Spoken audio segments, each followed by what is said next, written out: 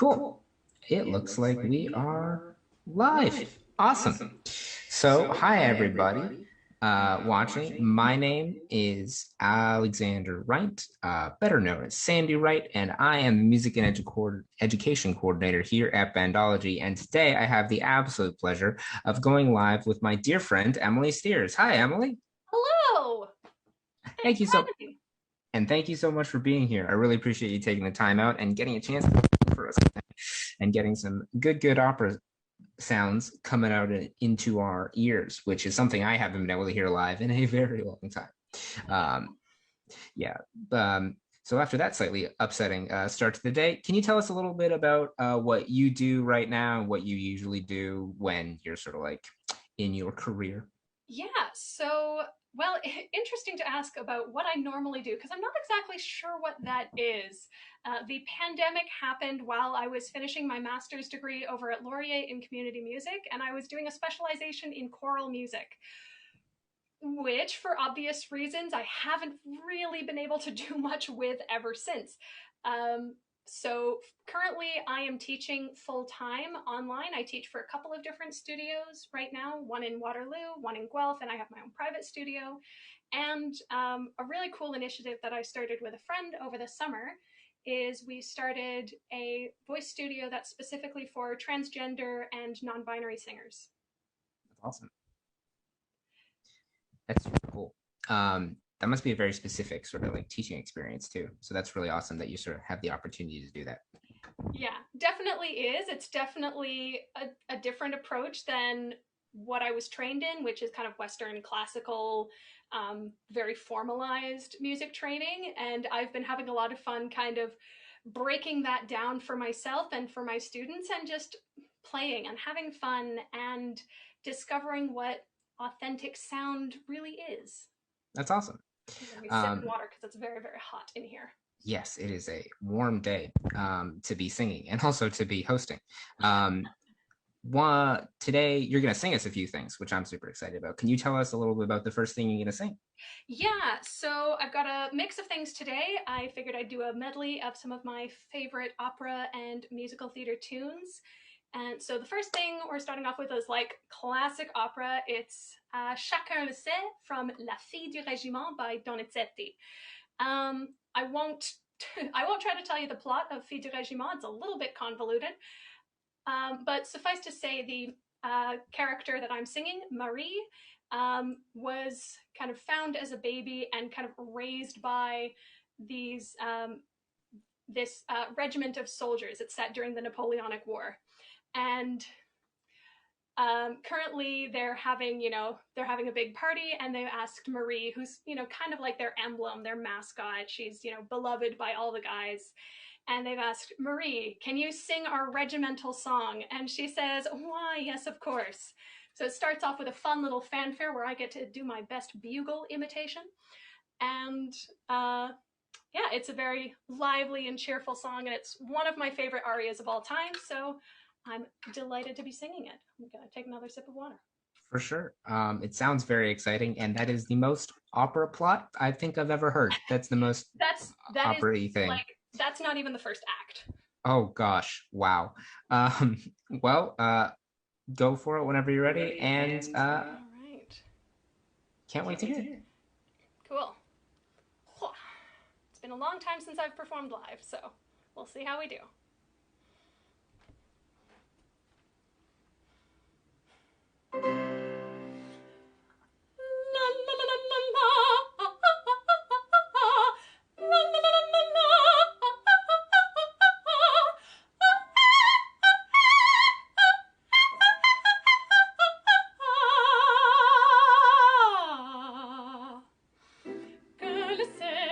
Chacun le dit, le régiment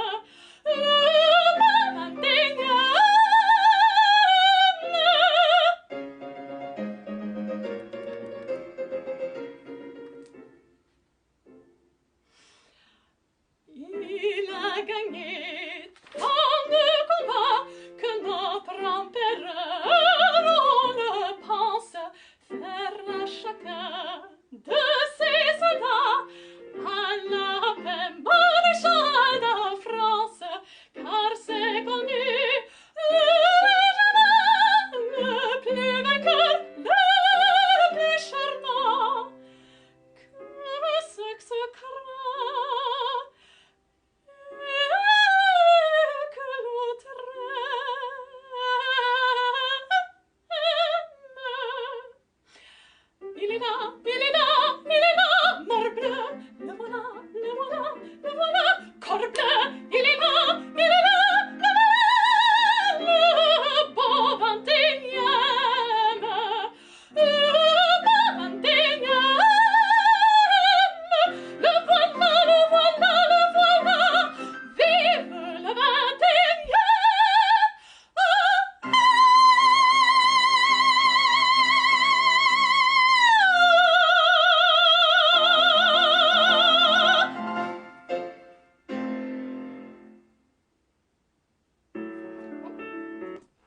That's coming up next.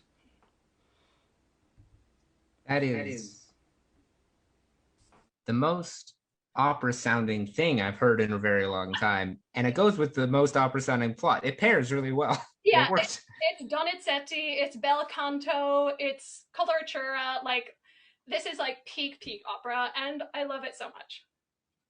It's I can tell. It looked like you're having a ton of fun, which is always like It's a super fun aria. nice. I believe it.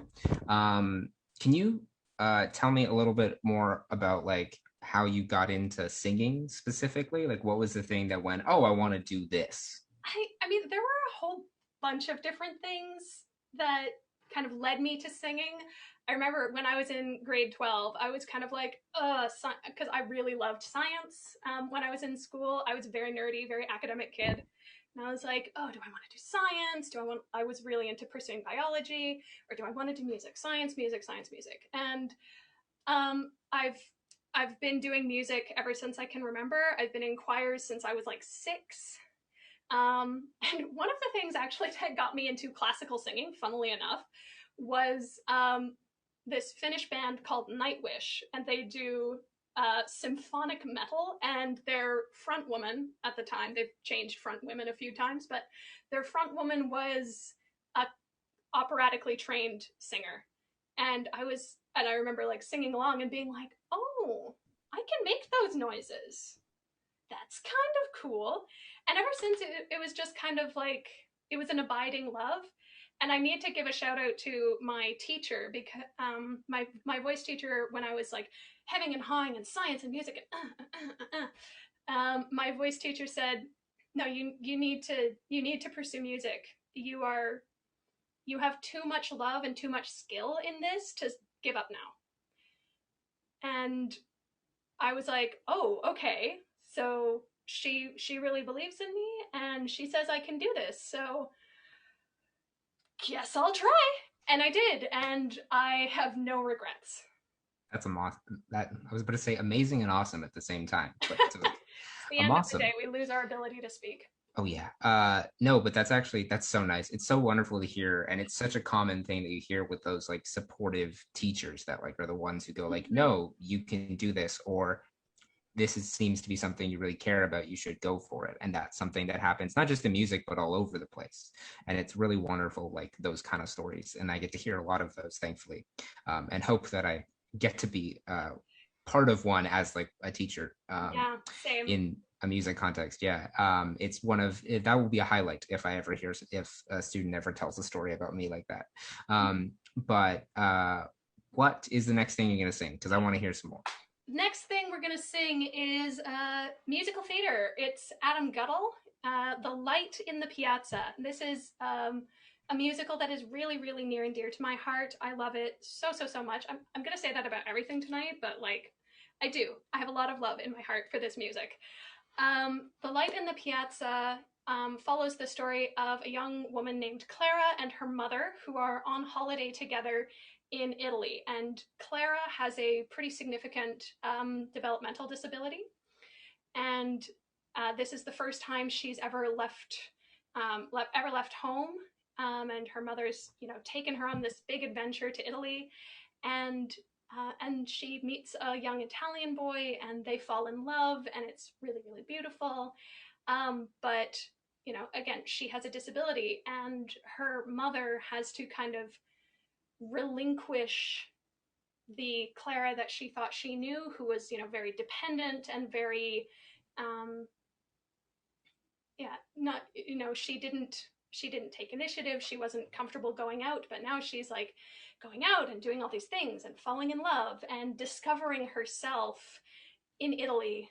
And her mother needs to kind of let go and relinquish her child, and allow this young woman to exist, to come into existence.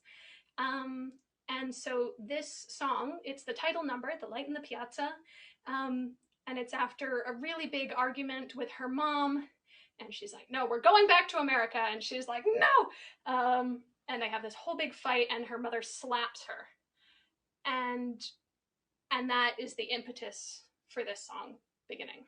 So it's very intense, but it's just this beautiful explanation of like how she sees the world and how she exists, and the fact that that is right, and there's no wrong way to exist in the world, and there's no wrong way to be a person.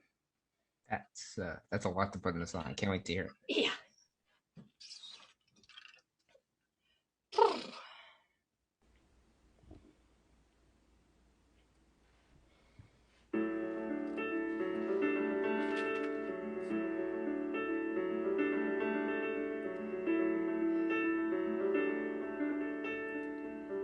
I don't see a miracle shining from the sky. I'm no good at statues and stories. I try. That's not what I think about. That's not what I see. I know what the sunlight can be. The light in the piazza, tiny, sweet, and then it grows, and then it fills the air.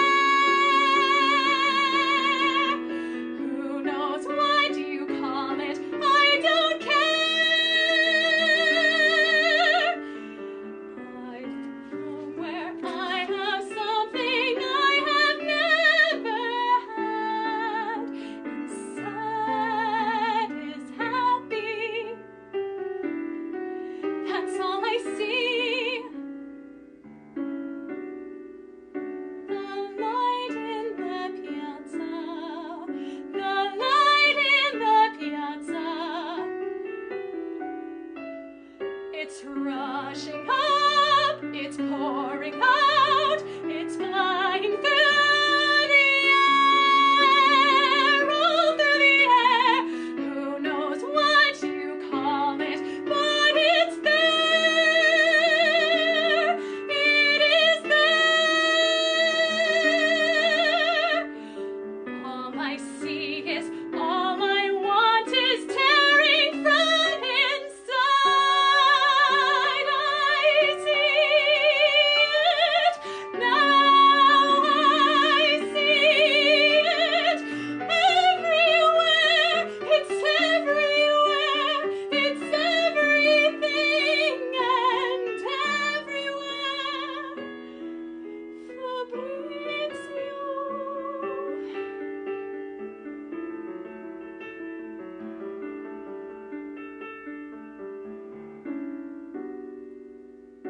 The light in the piazza, my love.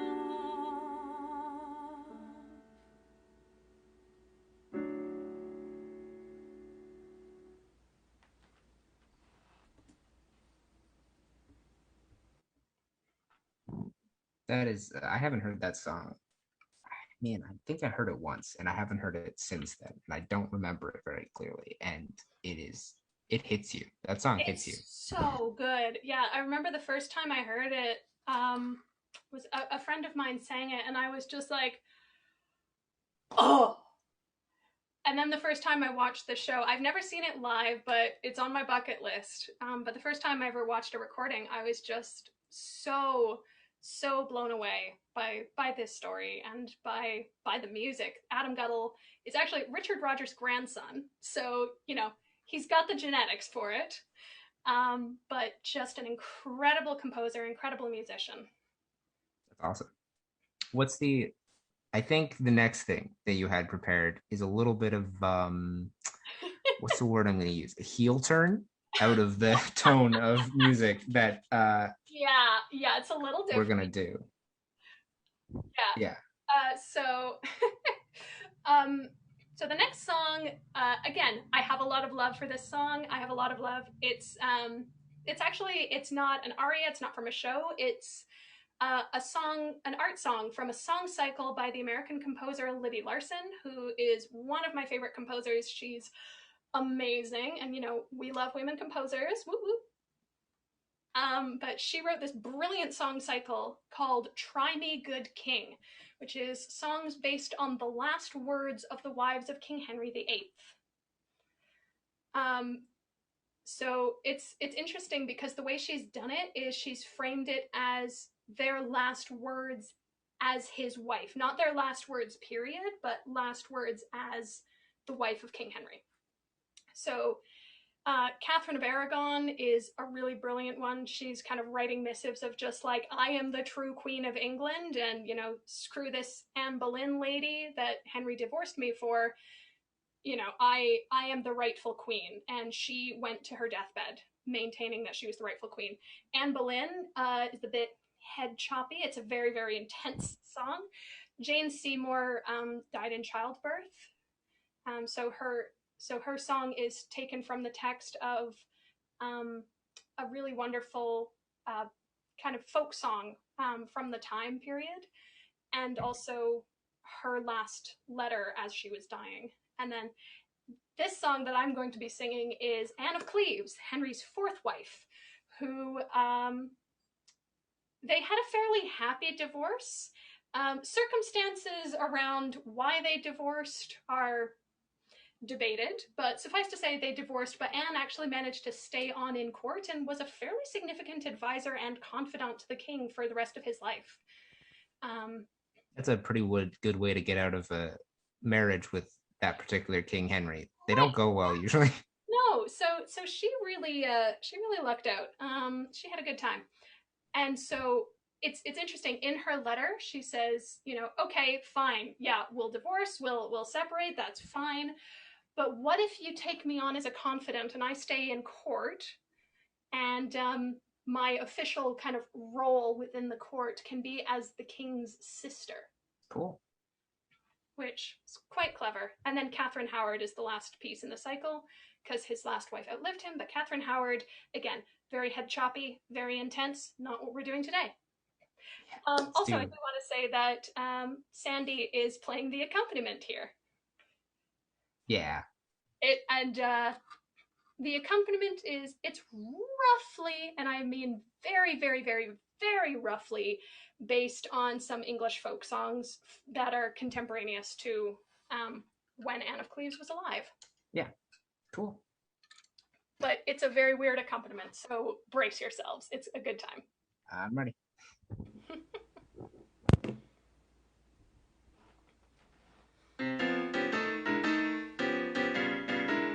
I have been informed by certain lords of the doubts and questions which have been found in our marriage. It may please your majesty to know that though this case be most hard and sorrowful, I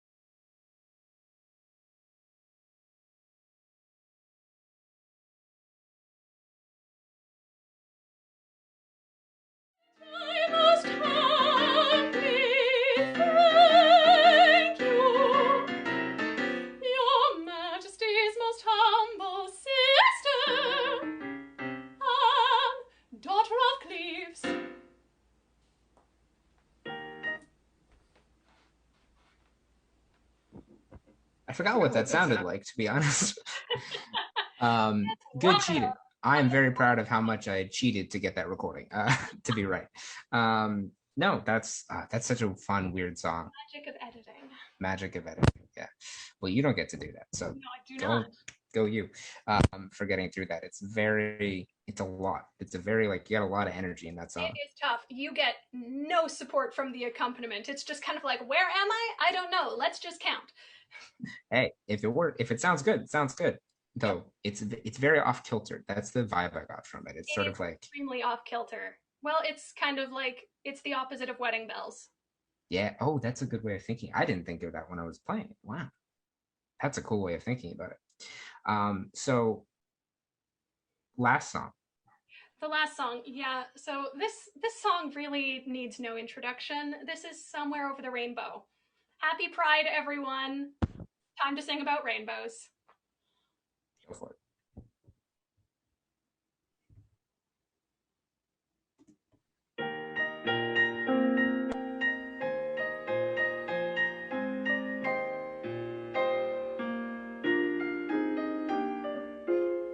When all the world is a hopeless jumble and the raindrops tumble all around, heaven opens a magic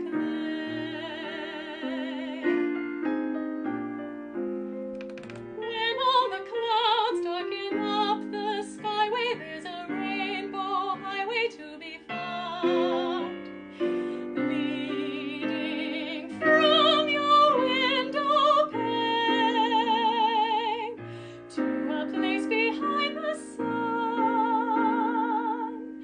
just a step beyond the rain.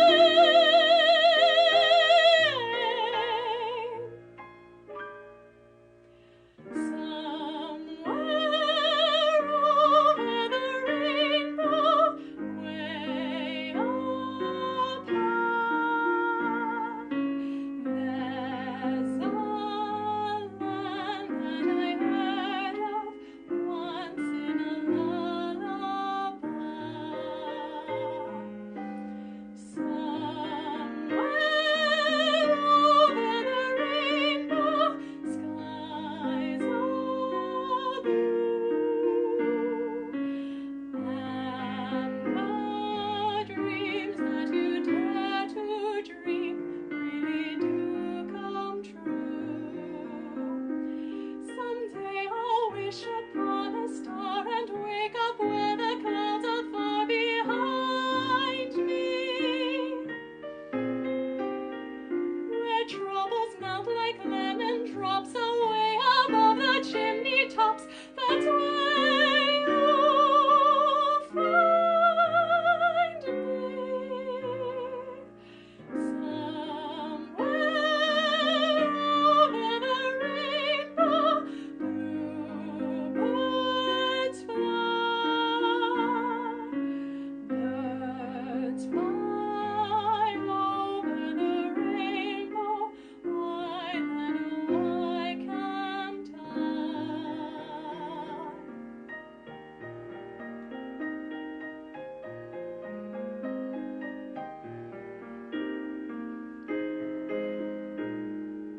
If happy little bluebirds fly beyond the rainbow, why, oh, can't I?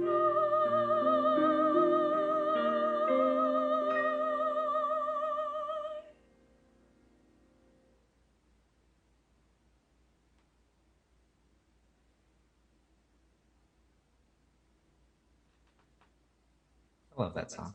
That's so good. It's so nice. It's so lovely.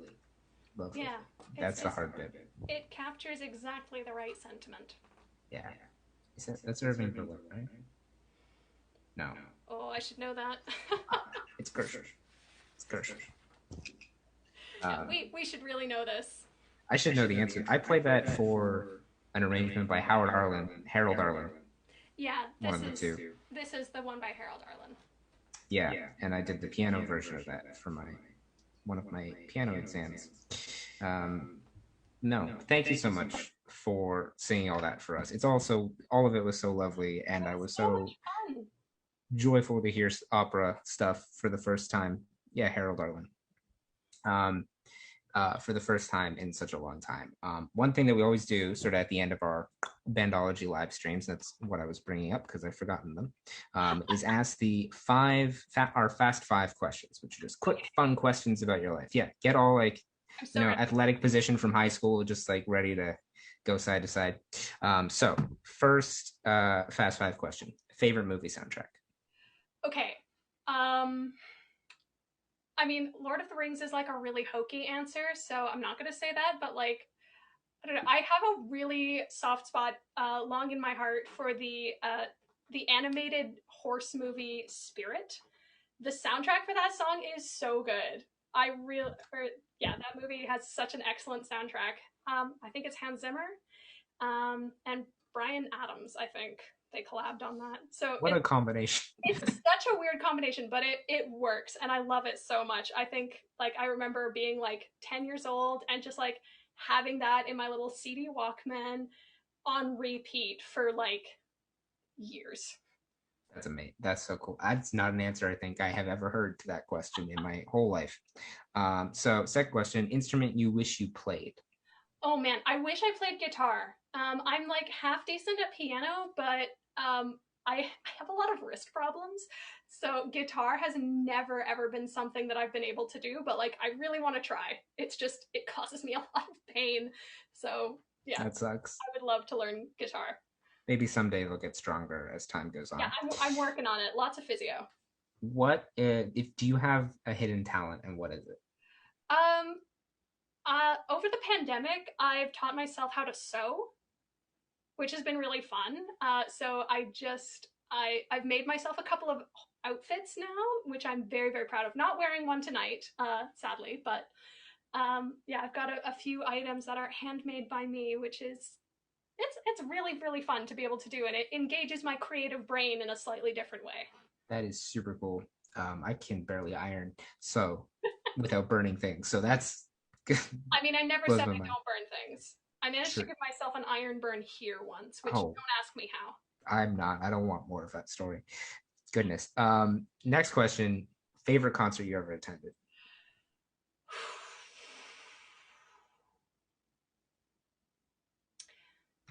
I think it's a toss up. Um, um, Quite possibly, definitely like up there in like the top three is Johann Sebastian Bach, with Tafel music, and they did this show called Circles of Creation, I think, something like that. Sounds right. And the orchestra performed the entire thing memorized, and they had all of this narration sequence, that was all about like the life of Bach and how instruments were created and how manuscript papers were made and how Bach wrote his music and contemporary life, interspersed with all of these amazing cantatas and symphony excerpts, and it was just phenomenal. It was one of the most astounding things I've ever seen in my entire life. The other one, that is just seared into my brain forever because, as it says in my bio, I'm a huge lover of new music, and the Eckhart Grammaire competition that happens every year. It cycles between voice, piano, and some other instruments. Um, and the winner every year gets to go on a big concert tour. And my university, Mount Allison, was hosting one of these EGRE winners, and it was Alexandra Smither, who is a fabulous, fabulous Canadian soprano. She's now based in Houston, and she walked on stage and didn't even get a note from the piano, and she just launched into the Hallelujah by Messiaen. Hallelujah! And I was just like, okay, oh, we're in for something good. And she just blew me away. She was performing an original Nicole Lizet. who, if you don't know her and you're into like Canadian weird new music, She's awesome. she's incredible. I Oh love her my God. music, so good. She did an orchestra piece with the Winnipeg Orchestra a few years ago. I think it was Winnipeg Symphony. It was so good. Yeah. I can't remember what it's called. And then, oh, just for those of you who don't know, Tafa Music is, I think, Toronto-based Baroque ensemble that plays on Baroque instruments. So instruments have changed over the years, and they play on instruments that are either authentically or designed to be authentically modeled after like what Baroque instruments were like at the time. So it's very different kind of sound in addition to being like, Baroque music from stuff from 1600 to 1750. Mostly Bach. They do a lot of Bach. Yeah. For obvious reasons, because he's very popular for And that I do period. want to give a shout out to my last, like my top three, because I can't choose. I'm very indecisive. Um, Couple of years ago, I happened to be in the UK over the summer, and I managed to catch a Pops show, Oh yeah, the BBC. proms, BBC proms, and it was summer of 1969, and I got to hear um, the Moog synthesizer ensemble playing Wendy Carlos, switched on Bach live with the orchestra, and I was just like crying happy tears the entire time. That's such a cool concert. Yeah, it was astonishing. So, anyway, so those are my top three. Yay, new music. Yay, Canadian artists. That's all I have to say. That's so much more interesting than mine. Mine's just Aerosmith. Um, Actually, I'll be honest, it's not Aerosmith. It's probably different if I thought about it for a second. But Aerosmith's pretty good. they were honestly. He stood on a piano. But was that it? No, one more question. We have one more fast five question. This is not fast. This is just five. I'm not. Um, but if you could live anywhere apart from obviously Guelph, Ontario, where would you live? Unless it is Guelph, Ontario, I do love Guelph. I wish housing here were cheaper. Um, but don't we all? But honestly, probably New Zealand. I have family who live in New Zealand, and I've been to visit, and it is the most astonishing place I have ever seen. Like, it just, the landscape is unlike anything else I've ever witnessed, and the culture is very, very unique, and it's a fascinating country, and it's so beautiful, and I would live there quite happily. Honestly, I just want to be near the Lord of the Rings sets. That's all I want. Um, Either way, thank you so much for coming on and chatting with me and singing for us tonight. If you guys have come in, yes, sorry, I didn't mean to interrupt you. Zoom, I hate Zoom. If you guys are just joining us, you've been listening to Emily Steer sing some wonderful opera and musical theater pieces. I've been Sandy Wright for Bandology. Thank you so much for watching. Thank you for being here, and we will see you soon. I think we have another show on Saturday to come watch us. So that event will be up soon. You can come see some more awesome music. Thank you so much. Thank you so much. Bye, guys.